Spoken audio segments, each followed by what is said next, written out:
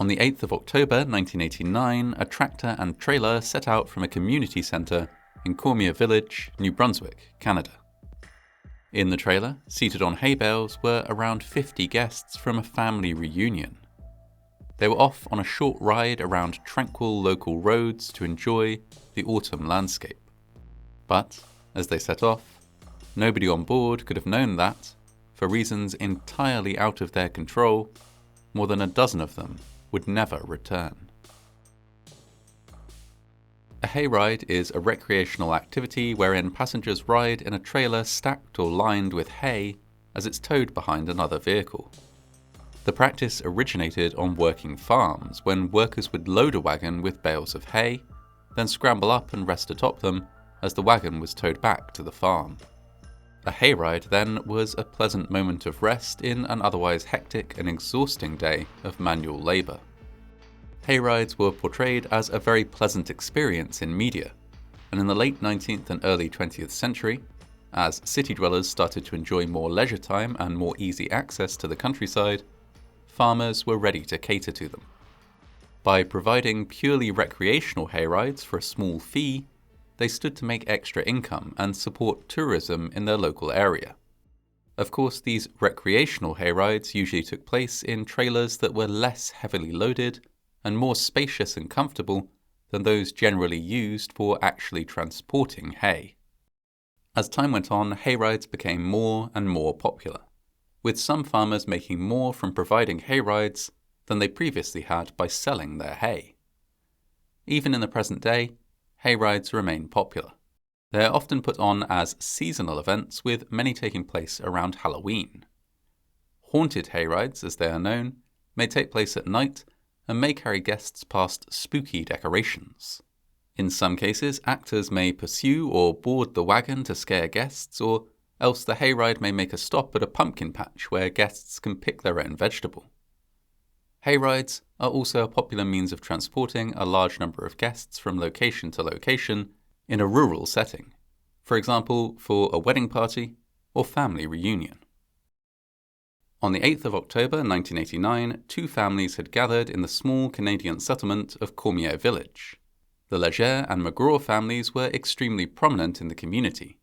Between them, they owned several of the town's most important businesses, including a fishery, a store, and a construction company. Around half of the 200 people who lived in Cormier-Village were in some way related to one of the two families. Each year, around Thanksgiving, the families would work together to hold a reunion, welcoming relatives from near and far.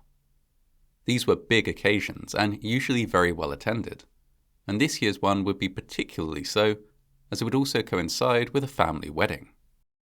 Most of the celebrations would take place at Cormier-Village's community hall. While gathered there on the afternoon of the 8th of October, the families decided to put on a hayride.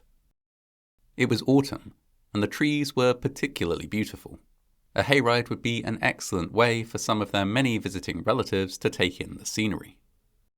A large trailer, partially filled with hay and hay bales, was hitched to a tractor. More than 50 family members piled in, and the tractor set off.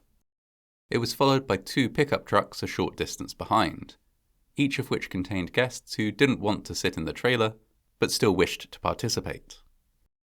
This convoy proceeded at a slow, controlled pace along several rural roads, the tractor driver mindful of the fact that his many passengers did not have seatbelts. When other vehicles approached, the convoy moved towards the shoulder to allow them to pass.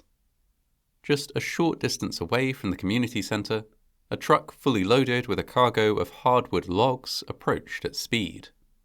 It looked set to pass them on a corner, but as it did so, the truck swayed slightly.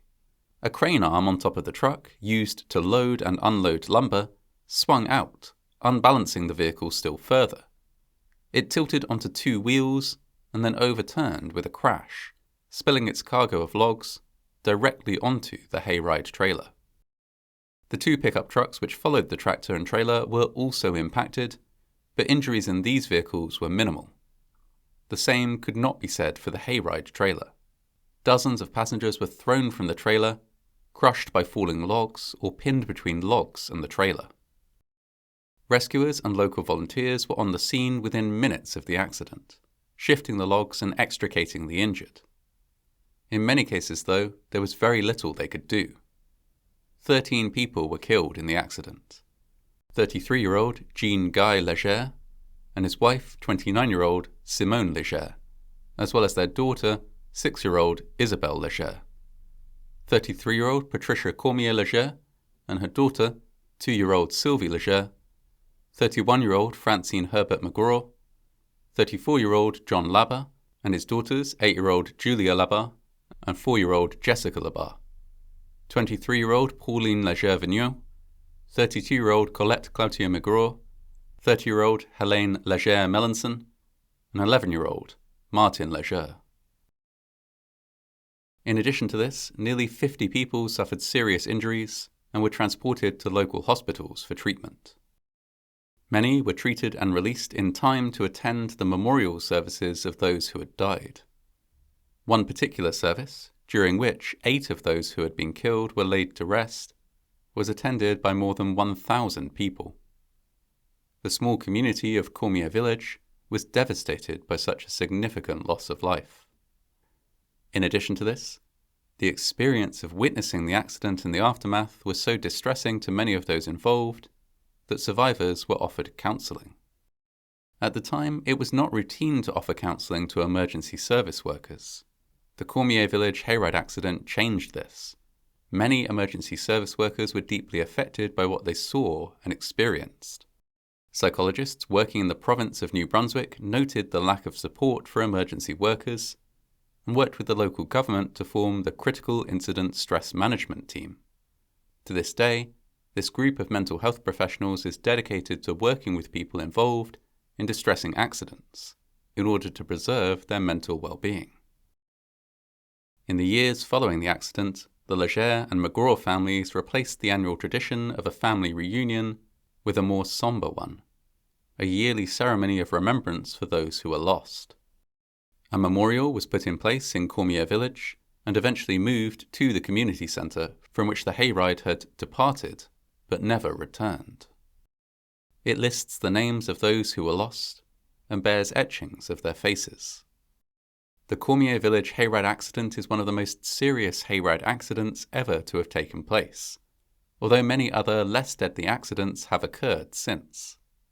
In other years, hayrides have ended in tragedy when brakes fail, when passengers fall from the trailer, or when actors approaching trailers at haunted hayrides fall beneath the wheels. Despite these occasional accidents, hayrides, when properly managed and carried out with caution, are generally safe. Featuring, as they do, heavy, moving vehicles and unrestrained riders, there is some degree of inherent risk, but this is generally minimal, especially when the hayride follows a route that is not shared with other vehicles. When nearly 50 members of 2 families from Cormier-Village set out on a hayride as part of their family reunion in 1989, they assumed this minimal risk. They did not think for a minute that the happy occasion, a trip with family and friends to take in the beauty of the autumn colours that surrounded them, could end with one of the worst tragedies ever to strike their small and tightly knit community.